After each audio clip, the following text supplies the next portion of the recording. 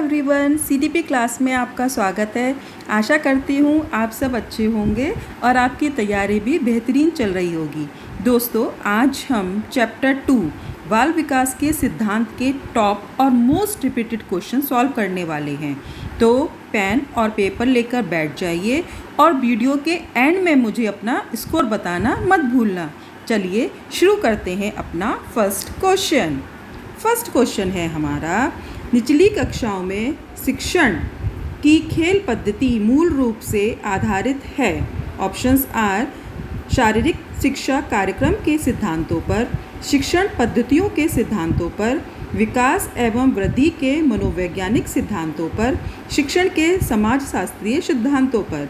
सही आंसर है ऑप्शन 3, विकास एवं वृद्धि के मनोवैज्ञानिक सिद्धांतों पर। नेक्स्ट क्वेश्चन है हमारा, निम्न में से कौन सा बच्चे की सामाजिक मनोवैज्ञानिक आवश्यकताओं के साथ संबद्ध नहीं है।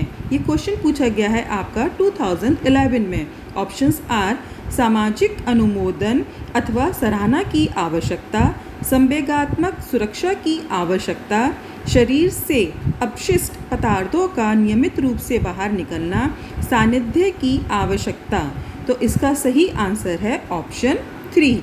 बाकी सबकी ज़रूरत होती है, इस शरीर से अपशिष्ट पदार्थों का नियमित रूप से बाहर निकलने की सामाजिक और मनोवैज्ञानिक आवश्यकता नहीं होती।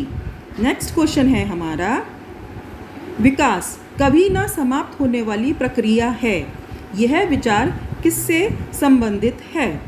ऑप्शंस आर अंतः संबंध सिद्धांत से, निरंतरता के सिद्धांत से, एकीकरण के सिद्धांत से, अंतःक्रिया के सिद्धांत से। इसका सही आंसर है ऑप्शन 2, निरंतरता के सिद्धांत से। जी, विकास जो है वो निरंतर चलने वाली प्रक्रिया है। नेक्स्ट क्वेश्चन है हमारा, निम्नलिखित में से कौन सा विकास का सिद्धांत है। ऑप्शंस आर विकास की सभी प्रक्रियाएं अंतः संबंधित नहीं हैं, विकास की दर समान नहीं होती है, विकास हमेशा रेखीय होता है, यह निरंतर चलने वाली प्रक्रिया नहीं है। इसका सही आंसर है ऑप्शन 2, सभी की विकास दर समान नहीं होती है। किसी में ग्रोथ स्लो होती है, किसी में फास्ट होती है, इसलिए सभी की दर समान नहीं होती है। इसका सही आंसर ऑप्शन 2। नेक्स्ट क्वेश्चन है हमारा, आंशिक पुनर्वलन। आंशिक पुनर्वलन क्या है, पहले तो समझ लेते हैं पुनर्वलन क्या है। पुनर्वलन होता है कि जब कोई भी स्टूडेंट या कोई भी व्यक्ति अच्छा काम करता है तो उसे एप्रिसिएशन मिलता है, शाबाशी मिलती है, जिससे वो मोटिवेट होता है कि नेक्स्ट टाइम और बेटर करता रहे। इसे तो कहते हैं पुनर्वलन। आंशिक पुनर्वलन होता है कि जब कोई भी स्टूडेंट या कोई भी व्यक्ति अच्छा काम करे तो उसे हर बार प्राइज़ देने की बजाय जब उसको लगे कि बहुत अच्छा काम किया है, इस बार इसको प्राइज़ देना चाहिए, तो वो होता है आंशिक पुनर्वलन। और एक होता है सतत पुनर्वलन। सतत पुनर्वलन में होता है कि जब भी अच्छा काम करो तभी भी प्राइज़ दो। तो इससे क्या होता है, बच्चे में लालच आ जाता है और वो जब प्राइज़ नहीं मिलता तो अच्छा काम करना बंद कर देता है। तो इसका मतलब है कि आंशिक पुनर्वलन क्या है। अब देखते हैं ऑप्शंस। वास्तविक कक्ष में अनुप्रयुक्त नहीं किया जा सकता, पशुओं को प्रशिक्षित करने में सर्वाधिक कार्य करता है, सतत पुनर्वलन की अपेक्षा अधिक प्रभावी होता है, सतत पुनर्वलन की अपेक्षा कम प्रभावी होता है।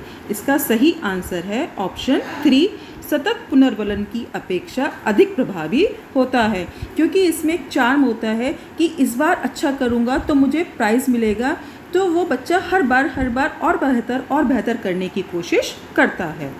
नेक्स्ट क्वेश्चन है हमारा, निम्नलिखित में से कौन कथन सत्य है।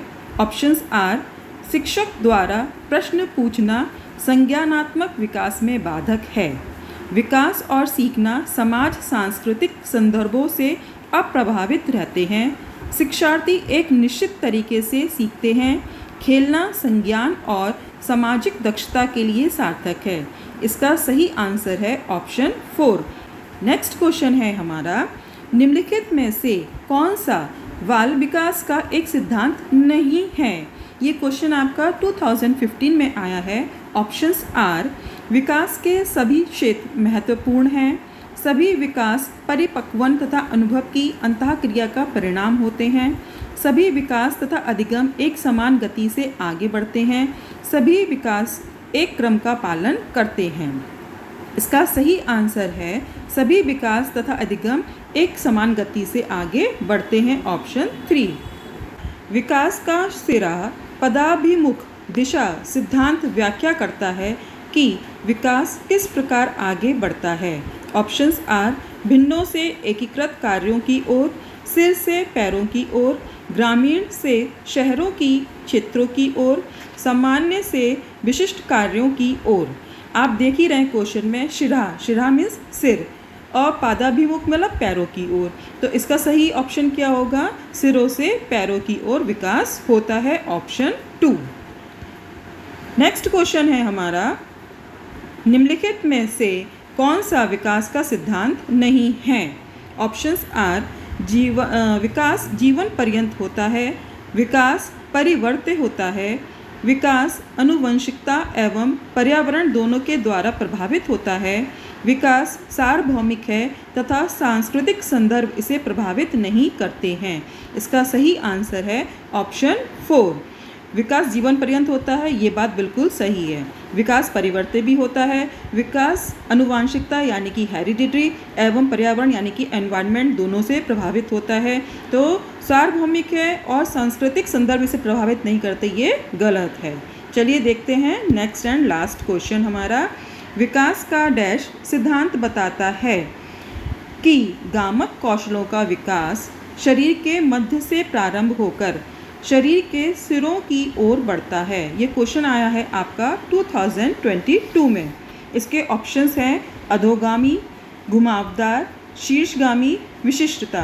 तो जो गामक कौशलों का विकास होता है यानी कि हमारे जो पहले इंटरनल ऑर्गन्स हैं, या हमारे समझ लीजिए बच्चे के किसी के भी पहले कंधे डेवलप होते हैं, फिर हाथ डेवलप होते हैं और फिर उसके उंगलियां पकड़ने की कोशिश करती हैं और इस तरह से सब में एकीकरण हो जाता है। तो ये जो विकास है इसे कहते हैं अधोगामी, ऑप्शन 1।